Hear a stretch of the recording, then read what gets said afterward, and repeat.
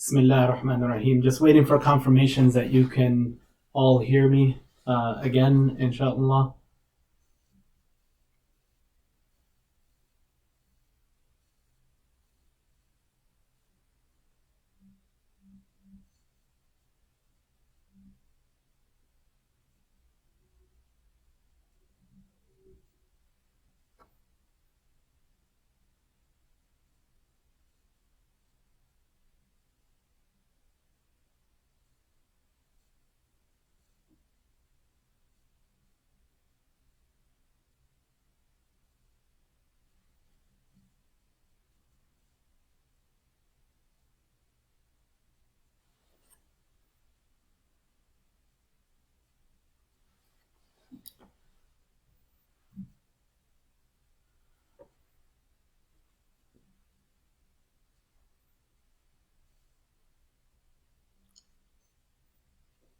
Okay, Bismillah ar-Rahman ar-Rahim. I think we're back online, inshallah, so we'll start again. I don't know exactly where I left off, but just to recap, as you know, over the past several weeks, the council, the board, the religious leaders of ICCL, as well as health professionals and doctors from our community have been meeting and discussing exactly how we plan the operations of ICCL amidst this coronavirus.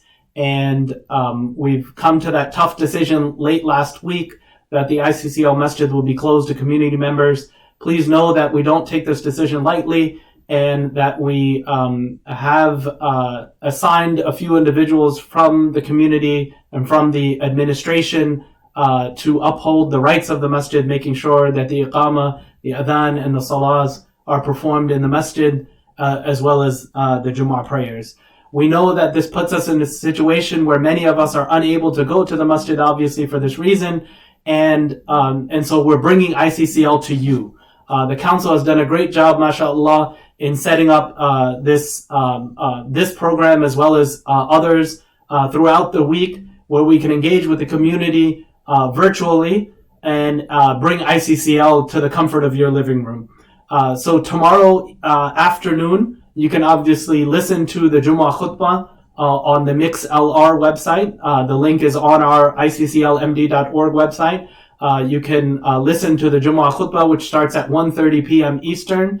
And then in the evening, inshallah, at 8 p.m. Eastern, we're going to have Imam Adil give the halaqah, the normal Friday night halaqah for the community and the brothers. The sisters also have a WhatsApp halaqah for the youth sisters, and you can see the website or the emails for instructions on how to join the WhatsApp chat. On Saturday evening, inshallah, Maulana Abdul Mateen will be doing his Urdu tafsir lecture at 8 p.m. on this same YouTube channel. So inshallah, for those of you who wish to join that, can do so. Tuesdays, we have the spiritual discourse with Maulana Javed, as well as the sisters halaqah for the tafsir class, also on WhatsApp, and you can see the email for instructions on how to join those sessions, inshallah. As far as the other programs in the masjid, as we know, the MID programs, the alim courses, those have started off virtually and have been going throughout the week using a different platform, but also enabled online. We're working with the council now, or the council is working to get the weekday Quran programs with Qari Abbasi, Sister Naima, and Sister Amal to make sure that those programs are launched online as we are able to launch them, inshallah. And the Sunday School SAP, the advisory panel, is looking into exactly what options are available for the Sunday School, and inshallah, you'll see more messaging on that soon. The ICCL Academy, last but not least, the ICCL Academy is launching online classes for their students, inshallah, starting next week. We ask Allah subhanahu wa ta'ala to help them and facilitate them, along with all the other programs at ICCL, to continue them as best we can virtually. So as you're sitting as a community member, if you obviously some of us are affected more by this virus and the shutdown of the city, of the businesses, etc., in the workplace. Some of us are affected more than others. Some of us may not be able to go to their work, their offices, and therefore may not be getting paid. Some of us may be at higher risks, so we're unable to get groceries and the essential needs from the pharmacies and medicines, etc. ICCL has launched helpers at ICCL MD. That's the Ansar, the helpers of the community. So if you have a need, if you're unable to go to the grocery store yourself, or you need some help in running some errands or picking up some essential medicines or supplies for you or your family, please call us at the masjid. Brother Isa is there to take your call, 301-317-4584. Or you can email helpers at HELPERS at ICCLMD.org, and inshallah we can get back to you with the needs or whatever it is that you're looking for. If you're able to help and volunteer with some of these efforts, like doing a grocery store run or picking up some medicine for somebody that may be in need, also email the same email, helpers at ICCLMD.org, and let us know that you'd like to be added to the volunteer list. And last but not least, if you can donate some money to help people that may be financially constrained during this time, also go to ICCL's website and donate. And just make it earmarked, or send your money to the masjid, but earmark it for COVID relief. And inshallah, we can allocate the money that way. And finally, if you're able to give zakat, know that we're still processing and accepting zakat applications at ICCL. So if you're able to give your zakat money a little early, we can inshallah disperse that through the zakat committee and the process to those that are in need. If I can, in the few short time that we have, just share a few hadith that kind of caught my attention in terms of what we've been reading and listening to over the past several weeks about the virus and the plague, etc. And there's one hadith from Aisha radiallahu anha who asked the Prophet sallallahu alaihi wasallam about a plague. And the Prophet sallallahu alaihi wasallam said that it is a punishment, it's an adab for those who Allah subhanahu wa ta'ala wills. But for the believers, Allah subhanahu wa ta'ala, or the Prophet sallallahu alayhi wa sallam says that فَجَعَلَهُ اللَّهُ رَحْمَةً لِلْمُؤْمِنِينَ, that Allah subhanahu wa ta'ala has made it a rahmah, a means of mercy for the believers. And it's for us, the believers, that even this situation that we're in is truly indeed a mercy from Allah Azza wa Jal. And all we have to do, as the Prophet sallallahu alayhi wa sallam says, that one who stays in their town, doesn't leave, because obviously this is a time of quarantining and making sure that the people don't spread the virus as much by going out and traveling places. But the servant stays in his place and doesn't go out of it. And that, on top of that, he has patience. He has patience. And the second thing is that he hopes in the reward from Allah Azza wa Jal. And the third is that he knows that nothing is going to afflict him except that which Allah Azza wa Jal has written for him. And for that person, he gets the reward of a shaheed, a reward of a martyr. And this hadith is recorded in Sahih al-Bukhari. The second thing is, second hadith that I wanted to share is that of when the Prophet ﷺ gave a unique set of advices to Ibn Abbas radiallahu anh. And the way we are today, we listen to so many things on TV, we watch the news, we hear this very down portrayal of what's happening, and a lot of it is serious. But we also go to WhatsApp and Facebook and read all these messages, and we feel scared. We begin to panic. The Prophet ﷺ on this occasion was when Ibn Abbas radiallahu anhu was traveling behind or sitting behind the Prophet ﷺ, and he turned to him and he said, "Ihfadh Allahi yahfadak."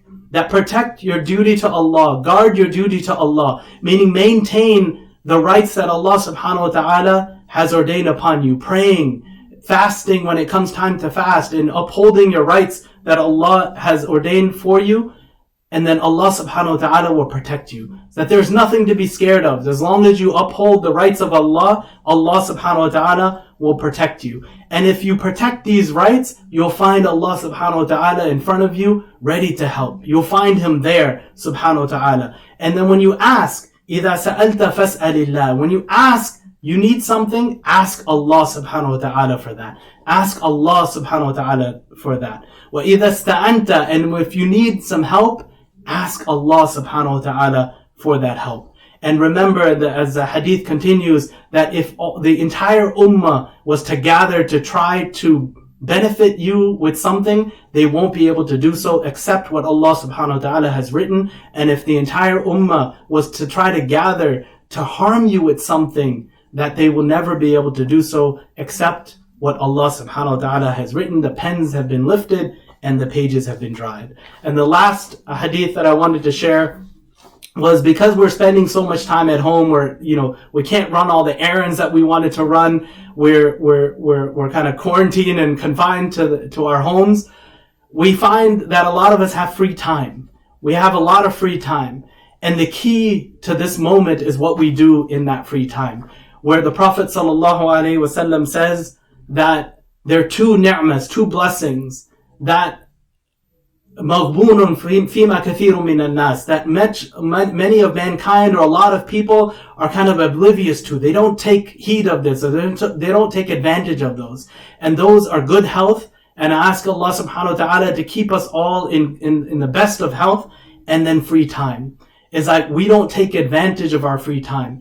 Make sure that you take time to pray together as your family in your homes. Make sure that you take time to read some hadith, read some Quran, and in this free time that you have. Take the time to learn something beneficial and then share it with your family, with your household, or the members of your family, or even virtually like we're doing today. Take advantage of the free time, and don't just spend all our hours just in front of the TV or watching movies or saying. Enjoy yourself, relax, make the best of your time, but also spend your time in devotion to Allah subhanahu wa ta'ala. To conclude, I just wanted to mention some of the things that I think we thought that may be on your mind today. And one thing, as we know, as the month of Sha'ban has started as of today. And the next month, inshallah, Allah subhanahu wa ta'ala allow us to witness it, is the beautiful month of Ramadan. And many of you are thinking about or asking, over the past 2 weeks, the situation changed so much that many things, or many of the guidelines that came out from the state and the city have changed so much that it's going to change over the next few weeks before we reach Ramadan. Prepare for this Ramadan to be a little different. Prepare for this Ramadan to be a little different. And inshallah, if the virus clears up and the state government and the city allow us to have congregations of our size again, know for a fact that we will open ICCL back up and we'll enjoy Ramadan just as we have in the past several years, inshallah. But in the meantime, as we're about 4 weeks away from Ramadan now, the best thing that we can do is follow the guidance of the CDC and our local health departments. Continue to practice social distancing, meaning stay away from a person that you may not know. Stay away from them at least 6 feet to protect yourself from carrying or being infected by any virus. Practice the utmost highest level of personal hygiene. When you wash your hands, make sure you wash your hands frequently, and at the same time, wash your hands for at least 20 seconds with soap and water. Cover your cough, cover your sneezes with tissues, and then make sure you take that tissue and throw it in the trash can. Avoid touching your face, your eyes, your mouth, obviously unless you've washed your hands just before. Stay away from or avoid close contact with anyone who's sick, anyone who has traveled domestically or internationally. Try to keep yourself in the confines of your home for at least 2 weeks so that you don't unknowingly risk the infection to other people and transmit that virus to other people. What's going to happen with all of this if we take these precautions? Inshallah, as a community, the entire situation will get better across the state of Maryland and across the country, and you'll see the restrictions that are imposed by the governments be lifted, and inshallah, we can enjoy Ramadan, as we have, and seek the best we can in this month, inshallah ta'ala. Last thing before I end, inshallah, I wanted to take this opportunity just to mention quickly that because of this, we haven't stopped. The board, ICCL board, has not stopped the work on the expansion project. Over the past few weeks, we've met with the City of Laurel Development Office, as well as other administration officials in the City of Laurel. We've met with the engineers. We've also met with the architects, and we are continuing with the expansion plans. We hope to have something solid in terms of a schedule, but obviously the situation makes it difficult to establish it at this point. But inshallah, we're moving forward and we're doing the best we can to take advantage of this time to move forward with our expansion. I ask Allah subhanahu wa ta'ala to facilitate it for us and let this expansion be a reality in the near future, inshallah. With that, I just want to make a dua for the entire community. May Allah subhanahu wa ta'ala reward you for your patience as we deal with this. May Allah subhanahu wa ta'ala give shifa to anyone from our community or the entire ummah that may be sick. May Allah subhanahu wa ta'ala give them a quick cure and a fast recovery from any illness that they may be experiencing right now. May Allah subhanahu wa ta'ala reward you again. Jazakumullah khairan. Wassalamu alaikum wa rahmatullahi wa barakatuhu. Subhanakallahumma wa bihamdik. Ashhadu an la ilaha illa ant. Astaghfiruka wa atubu ilayk.